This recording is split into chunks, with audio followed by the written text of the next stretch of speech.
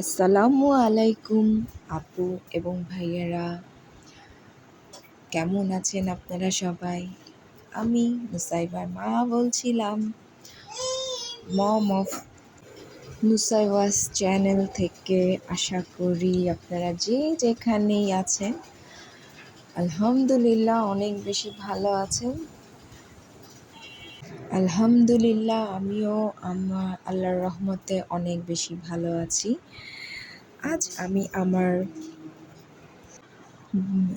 দিন স্টার্ট করেছি বা ব্লগটা স্টার্ট করেছি আগের দিনের অফিস থেকে ফেরার সময় থেকে।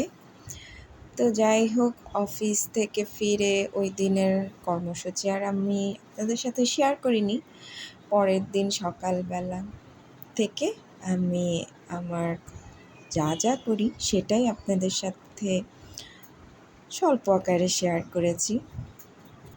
আসলে আমরা নারীরা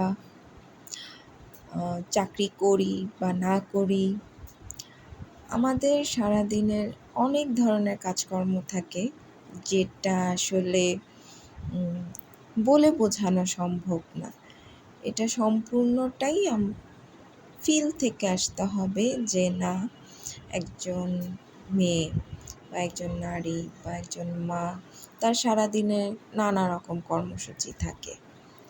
তো যাই হোক, আমি আমার দিনের শুরুটা বিছানাপত্র গুছিয়ে, কাপড় গুছিয়ে, থালা বাসন মেজে রান্নার এখানে চলে এসেছিলাম।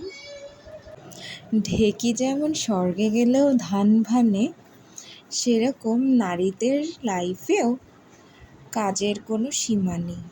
আমাদের সারা জীবনে কাজ করেই যেতে হবে, কখনো কম কখনো বেশি, এই আর কি।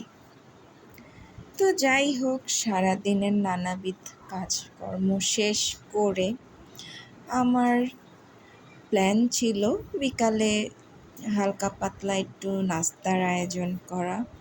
তো সেখানে আমার মেয়ে চিকেনের যে টক মিষ্টি ঝাল করে গ্রেভি করে রান্না করা, এটা খুবই পছন্দ করে।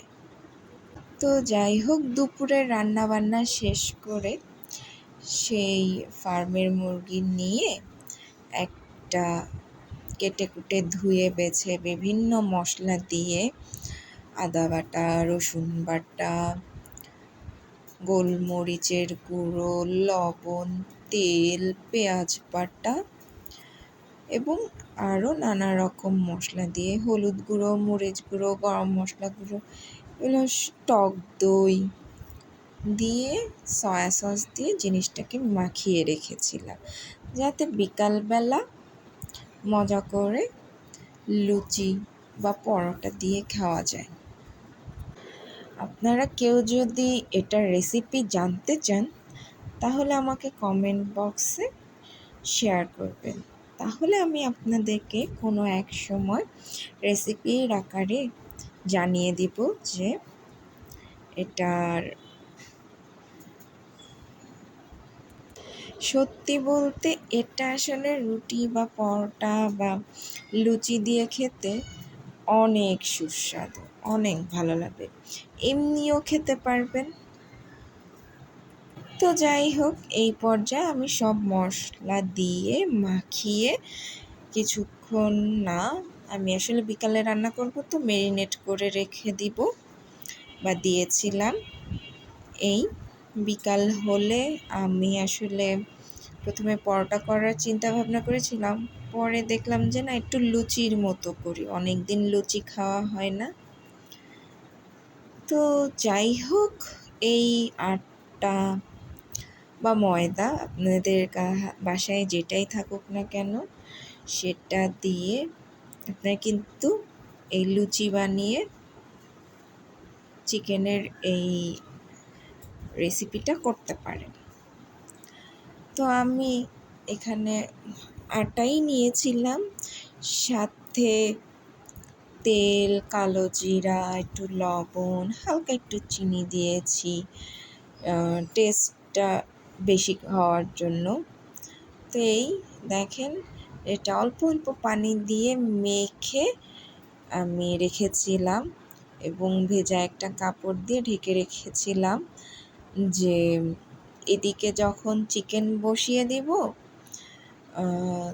তখন আর কি এটা আমি আরেক পাশে লুচি বানানো স্টার্ট করব। তো এই দেখেন আমার সেই চিকেন রান্না শুরু হয়ে গিয়েছে। পেঁয়াজ, মরিচ, আমি মরিচ একটু কমই নিয়ে থাকি বা রান্নাতে একটু কমই দিয়ে থাকি, কারণ আমার 2টা বেবি যারা আসলে বেশি ঝাল হলে খেতে পারে না। তো ওদের টেস্ট বাডের সাথে যেটা আর কি যায় বা যে ধরনের ঝালটা ওরা খেতে পারবে ওটাই করে থাকি। তো যাই হোক, এই পর্যায়ে আমি চিকেনটাকে ভালোভাবে কষিয়ে নিচ্ছি এবং দেখেন চিকেনের স্টার্টিংয়েই লুকটা যথেষ্ট ইয়াম্মি এসেছে এবং এটার ভিতরে আমি একটু দারচিনি, একটু ছোটো এলাচ আর একটু তেজপাতা কেটে দিয়েছি, যাতে এটার স্মেলটা আরও বেশি সুন্দর হয় এবং খেতে আরও বেশি ভালো লাগে। মজার ব্যাপার কি জানেন, আমার এই মশলার বাটিটা ওই দিনই উপরের ঢাকনাটা ভেঙে গিয়েছে এবং ভাঙার পর কোথায় রেখেছি সেটা আমি জানি না। আমি কি এরপরে ময়লার ঝুড়িতেই বিভিন্ন জিনিস ফেলে দিতে যে ওটা ফেলে দিয়েছি কি না সেটা আমার একদমই মনে নেই। হলো না ভিডিও করতে যে বাটির ঢাকনা হারিয়ে বাটিটাকে অকেজো করা। এই হচ্ছে আমাদের মাদের ভুলো মন, কখন যে কোনটা কি করি নিজেও জানি না। চিকেনটা আমি বসিয়ে দিয়ে এখন আরেক পাশে আমি লুচিগুলো বানিয়ে নিচ্ছি, যাতে সন্ধ্যা হওয়ার সাথে সাথেই আমরা নাস্তাটা করে নিতে পারি। একটা জিনিস বলে রাখি, আমার লুচি বলেন আর রুটি বলেন তেমন একটা ভালো গোল হয় না। এখনও এই ব্যাপারে আমি যথেষ্ট আনাড়ি, তারপরেও চেষ্টা করি যে আচ্ছা ঠিক আছে, গোল না হলো খেতে ভালো হলেই হলো। কিন্তু যদিও জানি আগে দর্শনধারী তারপরে গুণ বিচারি। তো লুচি বানানোটা ছোট ছোট বানালেই হয় বিধায় আমি লুচিটা সিলেক্ট করেছি, তাহলে গোল ছোট করে বানালেই মোটামুটি গোল একটা শেপ আসবে। তো এই দেখেন সেই আমার লুচি মোটামুটি একটা গোল করে আর কি লুচিগুলো বানিয়েছিলাম, চলে আলহামদুলিল্লাহ। তো ভিডিওর এই পর্যায়ে যদি আমার কোনো একটা কিছু ভালো লেগে থাকে তাহলে কাইন্ডলি আমাকে লাইক কমেন্ট করে আশা করি পাশে থাকবেন, এবং যদি একটু বেশিই ভালো লেগে যায় তাহলে বলবো যে আপু এবং ভাইয়ারা আমাকে সাবস্ক্রাইব করে ভিডিওর সাথে থাকবেন, বা আগামীতে যখন আমি আরও ভিডিও দিব তখন আপনারা আমার ভিডিও দেওয়ার সাথে সাথেই দেখতে পারবেন। যদিও ধীরে ধীরে আমার ভিডিওর ভিউ বাড়ছে, কিন্তু সেই তুলনায় লাইক বা কমেন্ট বা সাবস্ক্রাইব করাটা বাড়ছে না। সো এই কারণেই বলা যে যদি একটু ভালো লেগে থাকে তাহলে আশা করছি আপনারা আমার পাশেই থাকবেন। আপনারা খেয়াল করেছেন কি, আমার লুচির প্রথমটা তেল গরম না হওয়ার কারণে তেমন একটা ফুলেনি, চিটকা হয়েছিল, কিন্তু পরেরগুলো তেল যখন প্রপারলি গরম হলো আলহামদুলিল্লাহ সবগুলো লুচি অনেক ভালো ফুলেছে। এবং ওই যে দেখেন একটা একটু বেশি গরম হয়ে গিয়েছিল, ওটা বেশি পুড়িয়ে ফেলেছি। এই ছিল ওই দিনের বিকালের নাস্তা। বিকালের হয় নাই, ওটা অ্যাকচুয়ালি রাত হয়ে গিয়েছিল, 8টা বেজে গিয়েছিল। আমরা একবারে লুচি, ভাত, তরকারি সব কিছু মিলিয়েই ডিনারটা সেরেছিলাম। আলহামদুলিল্লাহ সব কিছু ভালোভাবেই হয়ে গিয়েছে। ডিনার সেরে নিয়েছিলাম, ডিনার সেরে গুছিয়ে টুছিয়ে ওই দিনের মতো দিন শেষ, এবং আলহামদুলিল্লাহ ভালোই দিন কেটেছে।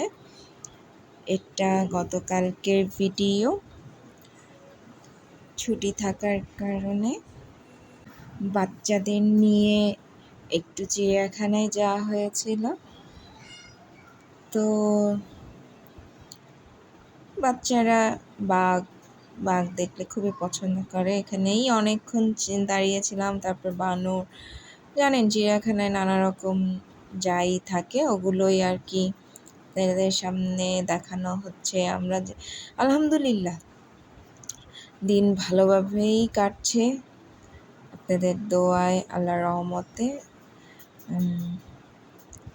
আশা করি আপনারাও অনেক ভালো আছেন, ভালো থাকবেন এই কামনায় আজকের ভিডিও এখানেই শেষ করছি। আসসালামু আলাইকুম।